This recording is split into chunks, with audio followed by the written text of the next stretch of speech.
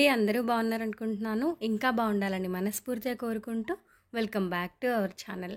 అందరూ ఎలా ఉన్నారు? పండగ పనులు ఎలా చేసుకుంటున్నారో కింద కామెంట్లో చెప్పండి. అలాగే ఈరోజు నేను ఒక వ్లాగ్‌ని మీతో షేర్ చేసుకుంటున్నాను. ముందు రోజు నేను క్లీనింగ్ వీడియో పోస్ట్ చేశాను కదా! దాని కింద వచ్చిన కామెంట్స్‌కి నేను రిప్లైస్ ఇస్తాను.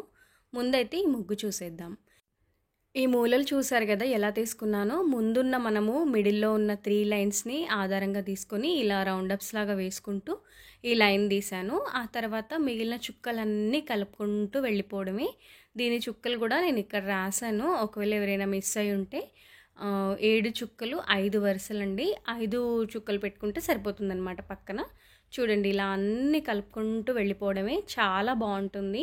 దీన్ని మనం ఇంకా కొంచెం చుక్కలు దూరంగా పెట్టుకుంటే కాస్త పెద్దగా అనిపిస్తుంది అంతే.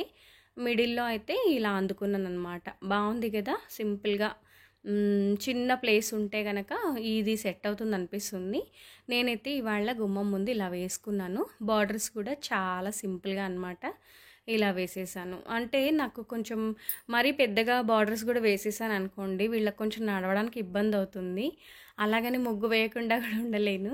ఇదిగోండి ఇంక ఇప్పుడే తెల్లవారుతుంది. ఇంకా లైట్ అది ఆఫ్ చేసి ఇంట్లోకి వెళ్ళిపోతున్నా.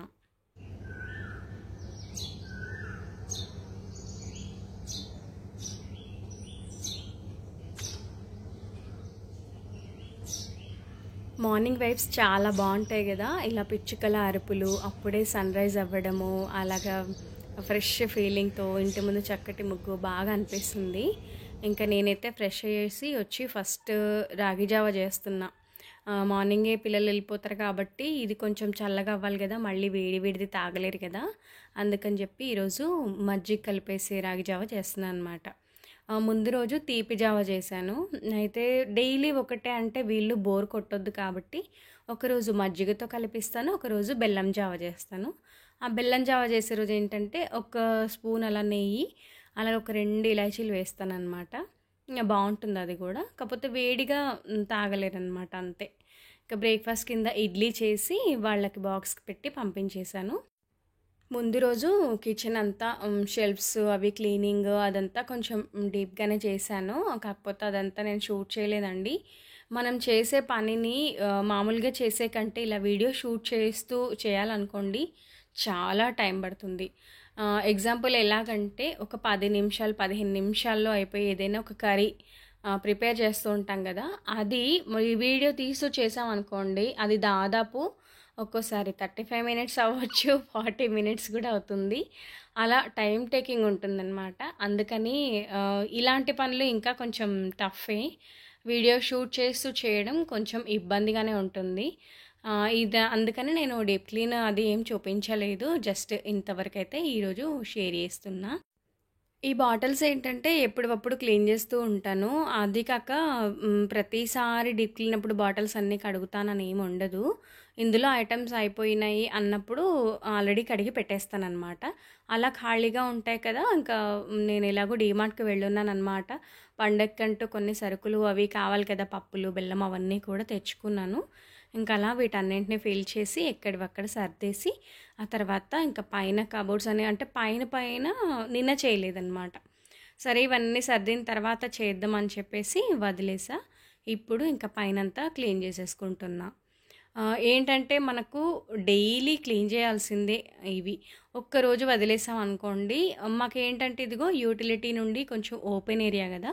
ఈ కిచెన్ డోర్ అనేది ఎప్పుడూ ఓపెనే ఉంటుంది. దాని మూలాన చాలా డస్ట్ వస్తుందన్నమాట. అందువల్ల ఎప్పుడు క్లీన్ చేయవలసింది. ఫ్రిడ్జ్ అంటే ఇంకా చెప్పక్కర్లేదు కదా! పిల్లలు ఇంట్లో ఉన్నారంటే దీంట్లో ఏమైనా తినేవి ఉన్నా లేకపోయినా వాళ్ళు ఒక్కసారైనా అలా వచ్చి ఓపెన్ చేసి చూస్తూనే ఉంటారు. అలాగని ఫ్రిడ్జ్ ఐటమ్స్ ఏం మేము తినము. ఫ్రిడ్జ్‌లో అసలు వాటర్ కూడా పెట్టనండి నేను. కుండ వాటరే తాగుతాము. అలా ఇంకా పైన ఇదిగో ఈ హ్యాంగింగ్ లైట్, ఇంకొకటి ఇదొకటండి. ఇది టెర్రకోటాదనమాట హ్యాంగింగ్. చాలా బాగుంటుంది. మంచి శబ్దం వస్తూ ఉంటుంది ఏదైనా గాలొచ్చినప్పుడు అలాగా. యాక్చువల్‌గా ఇది నేను మనకు గుమ్మం ముందు బయట ప్లేస్ ఉంది కదా పైన, అక్కడ కొండికి కట్టిద్దాం అనుకున్నాను. కానీ అది ఏమైందంటే అంత పైన కట్టడానికి వీల్లేదు ఆ రోజు. అలాగని తెచ్చిందని పక్కన పెట్టలేక ఇలా కిచెన్‌లో పెట్టేసాననమాట. ఇది ఇంక ఇలా ఇక్కడే ఉండిపోయింది. ఇదేంటంటే డస్ట్ బాగా పడుతుంది. తీసి నేను కడగలేదు. కాకపోతే ఇది కొంచెం ఇలా క్లీన్ చేశాననమాట. అలాగే ఇంకా ఇక్కడ వంట కూడా ప్రిపరేషన్ స్టార్ట్ చేశా. పిల్లలు వెళ్ళిన తర్వాత అవన్నీ పనులకు ముగించేసి ఇక్కడ వంట చేస్తున్నానమాట. ఇక్కడ ఒకటి చెప్పాలనుకుంటున్నా. ఇవి బ్రౌన్ ఆనియన్స్ మనం యూజ్ చేస్తూ ఉంటాం కదా బిర్యానీస్కి, వాటికి దమ్ బిర్యానీస్కి. అలా నేను ఏదైనా ఇప్పుడు ఈరోజు నేను పన్నీర్ బిర్యానీ చేస్తున్నా. అయితే ఎలాగూ చేస్తాను కదా ఇవి డీప్ ఫ్రై, అది చిన్న మంట మీద, అలాగే ఎక్కువ క్వాంటిటీలో చేసి పెట్టుకుంటున్నాను అనమాట. ఇవి చక్కగా స్టోర్ చేసుకోవచ్చు. మనం బిర్యానీ చేసిన ప్రతిసారి కూడా మనం ఇదంతా ప్రిపరేషన్ ఏమీ అవసరం లేదు.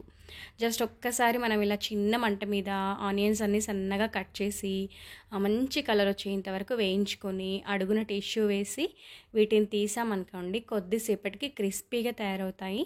చల్లారిన తర్వాత చక్కగా బాటిల్లో వేసి మనకి ఇప్పటికి వంటకి ఎంత కావాలో తీసిపెట్టి మిగిలినవంతా ఫ్రిడ్జ్లో స్టోర్ చేసుకుంటా. ఇంకా బిర్యానీ చేసిన ప్రతిసారి యూజ్ అవుతుందన్నమాట. టైం వేస్ట్ ప్రాసెసింగ్ అనేది అంత ఏం ఉండదన్నమాట. అదొకటి నేను ఎప్పుడూ చేస్తూ ఉంటాను. ఇంకా పన్నీర్ బిర్యానీ అని చెప్పాను కదండి, దమ్ బిర్యానీ అనమాట. పన్నీర్ పీసెస్ అంతా కట్ చేసి ఒక బౌల్లో వేసుకున్నా.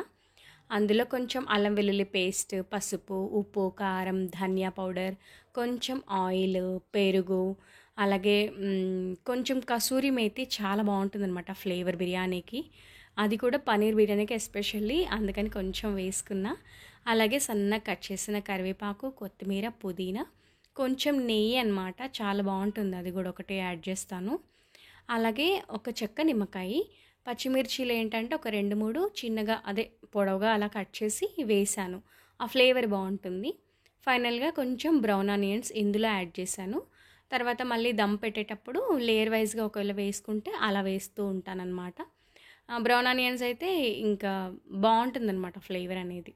పెరుగు అది చక్కగా వేసి కలిపాను కదా, ఒక 10-15 మినిట్స్ అలా పక్కన పెట్టేస్తాను. ఈలోగా రైస్ కడిగేసాను, ఎసరు పెట్టేసి ఇంకా అది కూడా వేసేసాను అనమాట. రైస్ అనేది కుక్ అవుతూ ఉంది. ఇలాంటి బిర్యానీ రెసిపీస్ ఎప్పుడు చేసినా 2 పూటలకు సరిపడా చేస్తానన్నమాట. ఒక పూటతో పిల్లలకి తనివి తీరదు. అందుకని ఇంకా ఆల్రెడీ మ్యారినేట్ చేసి పెట్టింది ఉంది కదండి, ఏ గిన్నెలో అయితే నేను దమ్ పెడుతున్నానో అందులో ఫస్ట్ అడుగున కొంచెం ఆయిల్ వేశాను. అది కూడా ఆనియన్స్ వేయించిన ఆయిల్ అనమాట. ఎలాగో అది మనకు ఫ్లేవర్ బాగుంటుంది కాబట్టి అదొకటి వేసి ఈ పన్నీర్ మసాలా అంతా స్ప్రెడ్ చేశాను అనమాట.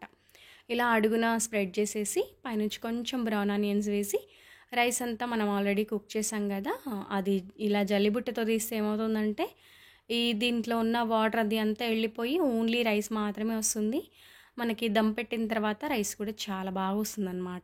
ఎక్కువగా నేను బిర్యానీ ప్రాసెస్లో మీకు తెలుసు కదా నేను ఎలా చేస్తుంటాను అనేది, సేమ్ అదే విధంగా ఆ పైనుంచి మళ్ళీ ఒక్క లేయర్ అలా బ్రౌన్ ఆనియన్స్, కొంచెం కొత్తిమీర, తర్వాత కొంచెం నెయ్యి ఇవి వేసేసి దమ్ పెట్టేస్తాను అనమాట. ఒక 10 మినిట్స్ పెడతాను అంతే. ఆల్రెడీ రైస్ అనేది కుక్ అయిపోయింది. పన్నీర్ కూడా పెద్ద టైం పట్టదు కాబట్టి ఇలా అయితే ప్రాసెస్ అనమాట. దీన్ని ఇంకా దమ్ పెట్టేసి మిగిలిన పనులవి చేసుకోవాలి. లంచ్ తర్వాత కొంచెం ఒక కునుకు ఒక 10-15 మినిట్స్ అలా పడుకుంటాను. మార్నింగే నెట్ కర్టెన్స్ అవి వాష్ చేశాను అనమాట. ఇవి వైట్ కలర్లోనే నెట్టెడ్ కర్టెన్స్, ఇవి ఓన్లీ ఫర్ కిచెన్. ఇంతకు ముందు అడిగారనమాట, అక్క ఇది వాష్ చేసిన తర్వాత ఎలా ఉందో చెప్పండి, దగ్గరికి అయిపోయిందా క్లాత్ ఎలాగా అని చెప్పి. బాగుందండి. ఇప్పటికి నేను 2-3 సార్లు వాష్ చేసినట్లున్నా. హ్యాండ్ వాష్ చేస్తానన్నమాట, మెషిన్లో వేయను. అలాగే ఇది చూసారు కదా హ్యాంగింగ్స్, ఇది నేనే తయారు చేశాను. పాంపామ్ బాల్స్, అదే వెల్వెట్ బాల్స్, ఇలాంటివన్నీ యూస్ చేసి కొంచెం కలర్ఫుల్గా, ఇప్పుడు వైట్ మీద ఏదైనా తేలుతుంది చక్కగా కాబట్టి ఇలా కొంచెం అట్రాక్టివ్గా చేశాను అనమాట. ఈ కర్టెన్కి మనకి ఇలాంటి ఉంటాయి కదా రౌండప్వి, ఇవన్నీ కూడా ఓల్డ్ కర్టెన్స్ అనమాట, పాత కర్టెన్స్వి. అలాగ ఉంచేసాను, వీటికి యూజ్ అవుతుందని చెప్పి.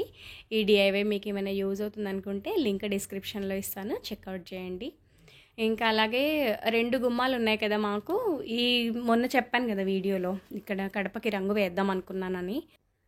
ఇది ఏషియన్ పెయింట్స్ది, చాలా రోజులు ఇది తెప్పించి కూడా.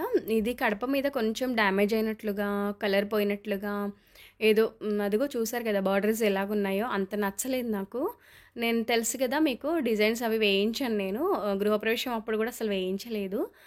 బిల్డర్ అన్న వాళ్ళు అడిగినా కూడా వద్దని చెప్పాను అనమాట. నాకు ఇలా ప్లెయిన్గానే ఇష్టము. నేనే చక్కగా పసుపు కుంకుమ బియ్యపిండితో బొట్లు అవి పెట్టేసుకొని ముగ్గులు పెట్టుకుంటూ ఉంటాను. ఇంకా అని చెప్పేసి ఎలాగో ఇంకో గుమ్మం ఉంది కదా, అక్కడి నుంచి నడుస్తారు ఇవాళకి. మళ్ళీ మార్నింగ్ వరకు అంటే కొంచెం నైట్ వరకు కాస్త ఆరిపోతుంది కదా, అప్పుడు డోర్ పెట్టేస్తే మార్నింగ్ కల్లా చక్కగా ఆరిపోతుందని చెప్పేసి ఇవాళ ఇప్పుడు స్టార్ట్ చేశానన్నమాట. అయితే ఇంకా కొన్ని కామెంట్స్కి రిప్లైస్ ఇస్తానని చెప్పాను కదండి. ఏంటంటే మీరెందుకండి క్లీనింగ్ అది చేయడము, సర్వెంట్‌తో చేపించొచ్చు కదా, అంటే చేపించండి అన్నట్టుగా అడిగారనమాట. మీకు తెలుసు కదండీ, నేను పని వాళ్ళనది పెట్టుకోలేదు. నాకు పెద్దగా ఇంట్రెస్ట్ కూడా లేదు. మొదటి నుండి కూడా పెట్టుకోలేదనమాట. అంటే అంటే ఒక 1 ఇయర్ పెట్టాను. ఎందుకు అంటే తెలుసు మీకు కూడా, మామయ్యకి అప్పుడు హెల్త్ బాగాలేక మేము ఎక్కడైనా ఊరు వెళ్ళినప్పుడు మామయ్యకి వంట చేసి పెట్టడానికి, కొంచెం క్లీనింగ్‌కి ఉంటారని చెప్పేసి పెట్టుకోవాల్సింది అంతవరకే. అప్పుడు ఒక 1 ఇయర్ పెట్టుకున్నాను. ఇంకా తర్వాత తీసేసాననమాట. నేను చేసుకోగలనండి.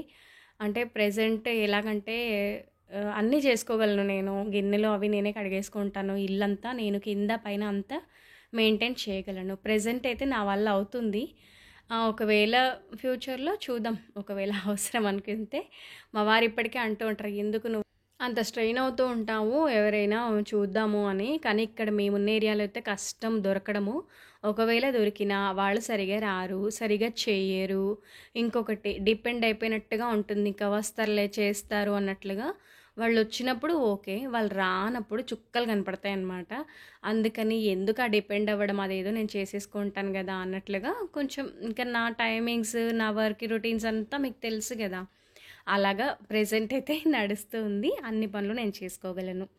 ఇంకొకటి ఇల్లు ఎప్పుడు నీట్‌గానే ఉంటుంది కదా, ప్రతి పండగకి చేసుకుంటారు మీరు అని.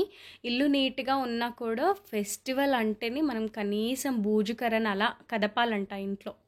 బూజుకర్ర గోడ మీద పడాలి అని అంటూ ఉంటారు కదా, అలాగా. ఇంకొకటి మనం ఎంత నీట్‌గా పెట్టుకున్నా ఎక్కడి నుంచో ఒక చోటు నుంచి డస్ట్ కానీ, బూజు కానీ కనబడుతూనే ఉంటుంది. అలా చూస్తూ ఉండలేం కదా. పండగ పేరు మీద అలా క్లీన్ చేసుకోవడం నాకు ఒక అలవాటనమాట. పండక్కి ఇల్లు లోపల కడుగుతారా, తుడుస్తారా అక్క అని ఇద్దరు అడిగారండి. అది నేను కడగడానికి చాయిస్ అయితే లేదు. ఓన్లీ తుడుచుకోవడం వరకే. కానీ కడిగినంత నీట్‌గా తుడిస్తే ఉండదు కదా. నాకు కడిగితే బాగుంటుంది అనిపిస్తుంది కానీ చాయిస్ లేదు. అదండి ఇవాల్టి ఈ వీడియో. ఏదైనా చెప్పాలనుకుంటే కింద కామెంట్లో చెప్పండి, నేను మీకు రిప్లై ఇస్తాను. వీడియో నచ్చుంటే డెఫినెట్గా ఒక లైక్ ఇవ్వండి. మీరిచ్చే ఒక లైక్ నాకు చాలా మోటివేషనల్గా ఉంటుంది. కొత్తగా ఛానల్ చూసే వాళ్లకు మన వీడియోస్ ప్రమోట్ అవుతాయి. నెక్స్ట్ బ్లాగ్తో మళ్ళీ మీ ముందు ఉంటాను. అంతవరకు సెలవు. బాయ్ అండి.